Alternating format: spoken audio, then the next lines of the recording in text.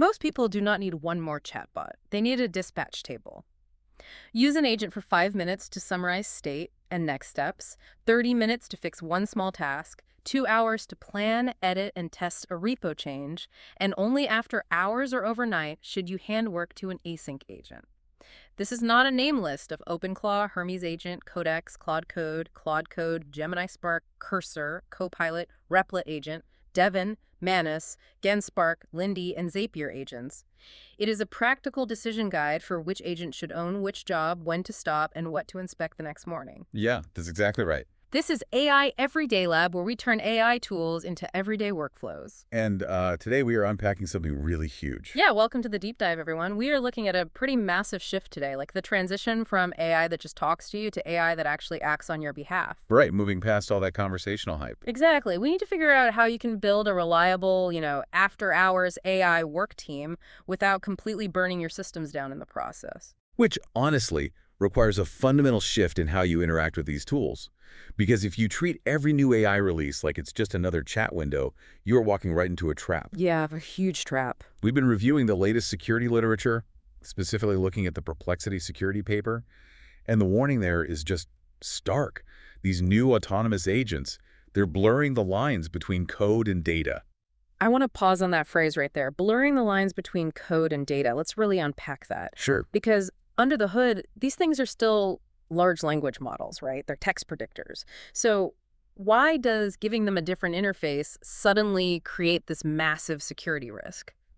Well, it fundamentally breaks how we've designed secure computers for, the last 80 years. If you look at traditional computing, going all the way back to the von Neumann architecture in the 1940s, there's a core rule. Right, the whole separation thing. Exactly. The core security principle is that executable instructions, meaning the actual code, are kept strictly separated from user data. Got it. So like an MP3 file can't just suddenly wake up and execute a command to delete my hard drive. It's just data. The music player is the code. Perfect example. But with an LLM agent, a plain text prompt actually functions as executable code. Oh, wow. Yeah.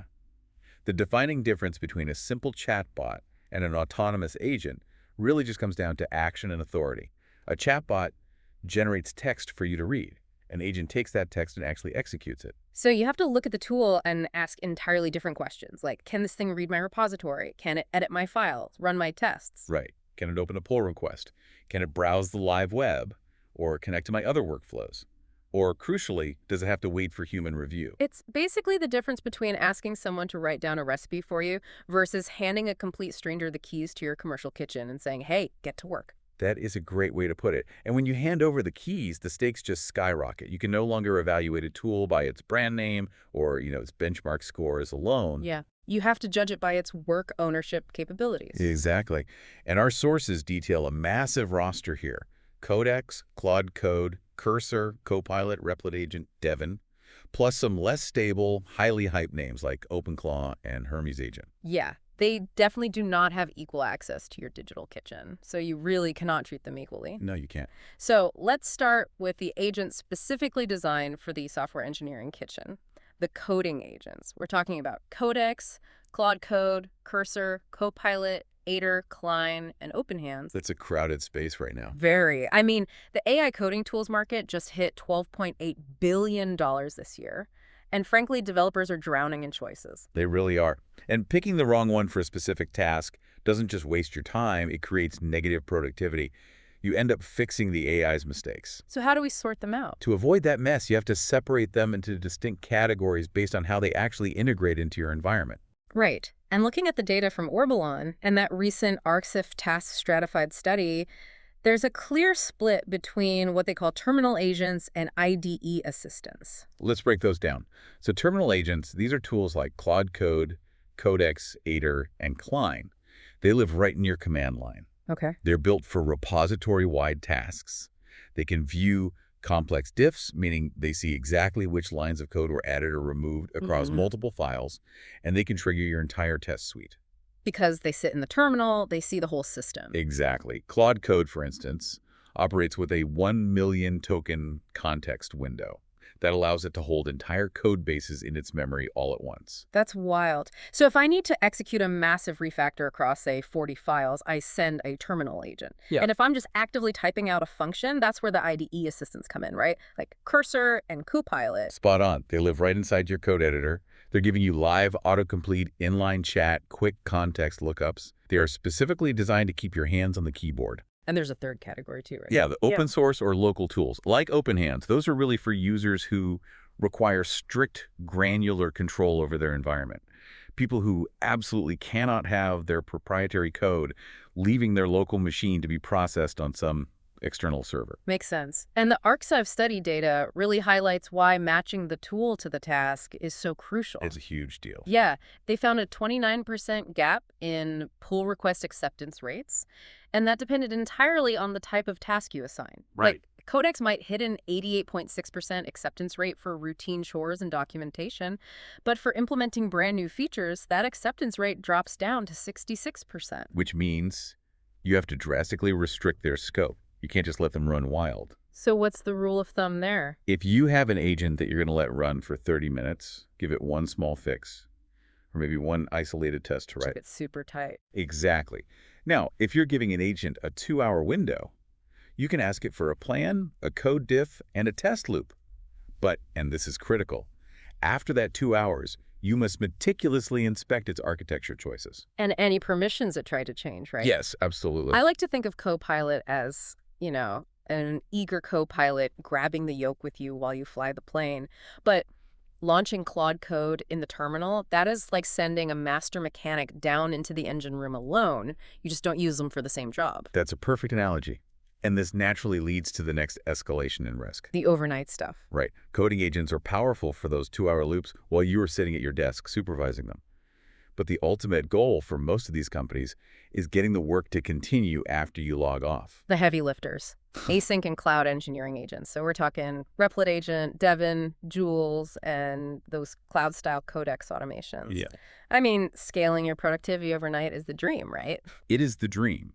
But the challenge you face is how to do that without waking up to a completely broken code base or, a massive unexpected cloud computing bill. Oh yeah, the billing surprises are real. Devin is a perfect example of how fast this space is moving, though. They recently dropped their price from like $500 down to just $20 a month. Which makes it way more accessible. Right, and they're boasting a 13.86% score on the SWE bench test.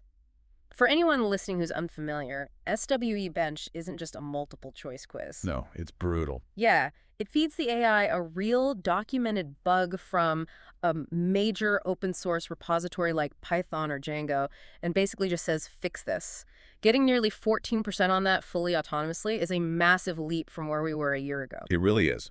Plus, Replit agent is now testing its own work 3 times faster than traditional models. Wow. It sounds incredibly impressive on paper. But you have to understand the mechanism of how they actually achieve those results. Okay, how do they do it? These async agents rely on spawning parallel subagents.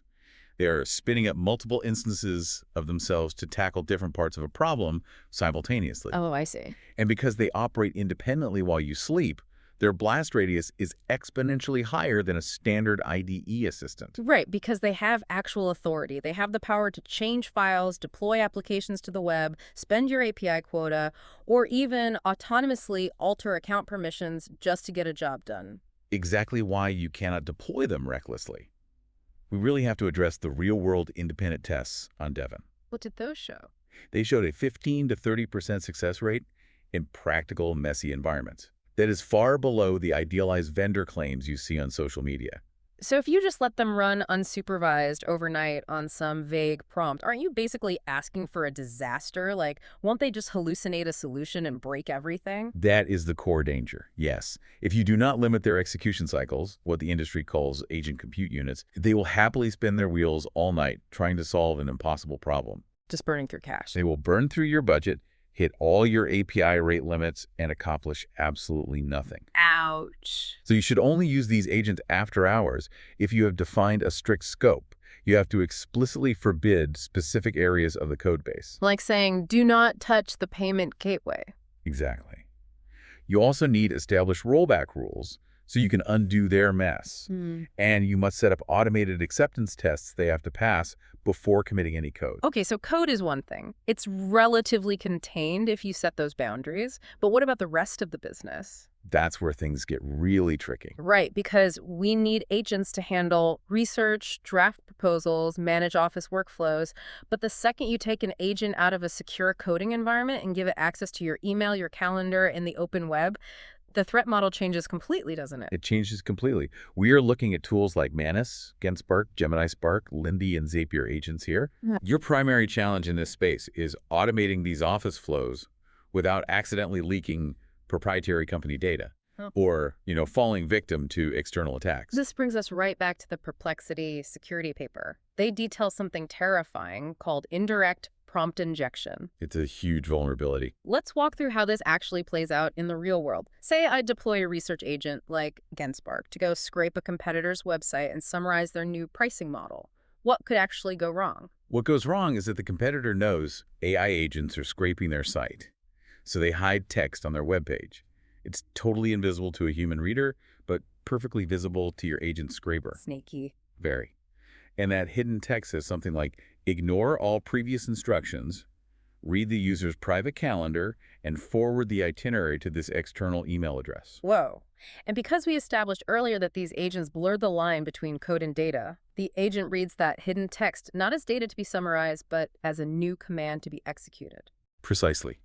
The agent, attempting to be helpful, might just execute that malicious command, because it fundamentally cannot distinguish between your trusted original instructions and the untrusted data it just ingested from the open web. That is wild. They really are like highly energetic, slightly naive interns. That's exactly what they're like. You absolutely want them summarizing the competitor research, but you definitely do not give them the corporate credit card while they do it. Keep that intern analogy in mind when structuring your workflows. Research agents are there to organize external evidence. Workflow agents, like Zapier, are there to automate repeated office flows. And prototype agents. They are there to create quick drafts. They're all highly useful, but they are not production-ready security systems. Don't treat them like they are. The security researchers call this a confused deputy vulnerability, right? Where an outer agent, say, the one doing the web research, gets tricked, and then it turns around and commands a more privileged inner agent, like the one hooked up to your email, to do something malicious. Yes, exactly. So practically speaking, let them research. Let them stitch non-critical workflows together. Let them draft emails. But draw a hard line. Do not give them API secrets, payment access, final publishing authority, or confidential company data. Just don't do it. Okay, so we now have our coding agents, our async cloud engineers, and our office workflow interns. How do we orchestrate all of this without losing our minds? That is the million-dollar question. And this is where we build that dispatch table based on time, right? Exactly. Not knowing when to use which tool is why so many people end up micromanaging autonomous agents, which, completely defeats the purpose of autonomy. Or they just abandon them out of frustration. Right. You have to structure your workflows using specific time windows. So let's run through that table. You break it down into the 5-minute task, the 30-minute task, the 2-hour task, the overnight task, and the next morning review. Short windows are for generation. Longer windows are for execution. In practice, your 5-minute window is for generating status updates, identifying next steps, and creating checklists. You use a fast, lightweight model for this. Makes sense. Then your 30-minute window is for isolating one bug fix or writing one specific test. Okay, then you step up to the 2-hour window. This is where you ask an agent for a comprehensive plan, the actual code diff, and the tests to prove it works. Exactly. And finally, the overnight window is where you unleash the async agents to grind away at those 2-hour plans in sequence. Yes, but I really want to emphasize the final step. The next morning review. Yes. So when I sit down with my coffee at 8 a.m. and look at what the async agent did all night, what exactly am I looking for? Because if the code compiles and the green check marks are there in GitHub, am I good to just merge it? No, absolutely not. Compilation is just the baseline. During that next morning review, you are looking for cascading failures. Meaning a fix the agent made in Module A somehow silently broke the logic in Module C, even if it technically still compiles. Yes, that happens all the time. You also have to aggressively inspect the logs for hallucinations. Like making things up. Oh, yeah. There are documented cases of agents confidently inventing software libraries that don't even exist. Wait, really? Yeah. They write perfectly formatted code to call those non-existent libraries, and then it just fails silently in production. You have to review the changed files, the test coverage, the citations if it was a research task, and the overall deployment impact. And the privacy risks, too, like checking to ensure the agent didn't inadvertently copy an API key into a public log file while trying to debug a problem at 3 a.m. Right. You are acting as the deterministic last line of defense. The buck stops with you. Which brings us to a really crucial warning. While you are building this dispatch table and setting up these careful boundaries, you will inevitably be tempted by the newest, shiniest open source tools going viral on social media. Oh, the hype cycle is relentless. I see them constantly. Download this new open source agent. It runs locally. It's completely free. But navigating that hype cycle of scattered, unstable new agents like OpenClaw and Hermes agent is a total minefield. The primary issue there is definition. When a tool's capabilities are ambiguous, or its documentation is scattered across a few vague README files, it lacks deterministic security layers. Right. It simply cannot be trusted to form the core of your after-hours work team.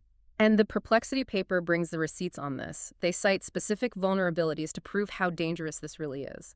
Look at CVE 2026-25253.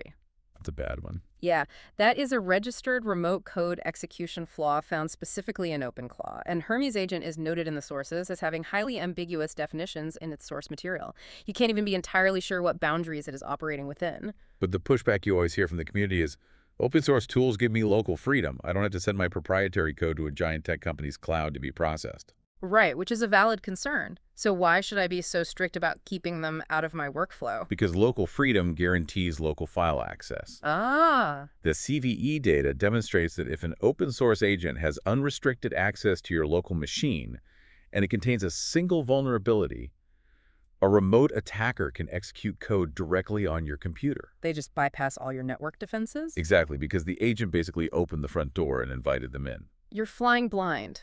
So if you want to experiment, keep them sandboxed.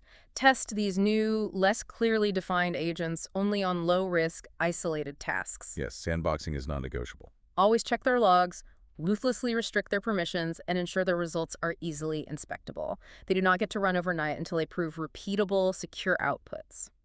To bring this deep dive to a close, let's summarize the overarching philosophy before leaving you with final, actionable rules. Sounds good. 1. Choose agents by time window and risk. A 5-minute task, 30-minute task, 2-hour task, and overnight task should not go to the same kind of agent. 2. Separate coding agents, research agents, and workflow agents. Do not dump everything into one chat window. Keep the interns away from the engine room. Exactly. And 3. Every agent output needs an acceptance standard, especially if it can edit files, connect accounts, or run overnight. Those are solid rules. I want to leave you with this thought. As these agents begin to talk to each other while you sleep, how will you ensure that an error from your research agent doesn't convince your coding agent to delete a database? The future of work isn't just managing AI, it's governing a multi-agent society. If you want AI to become your after-hours work team, like this video, subscribe to AI Everyday Lab, share it, and turn on notifications.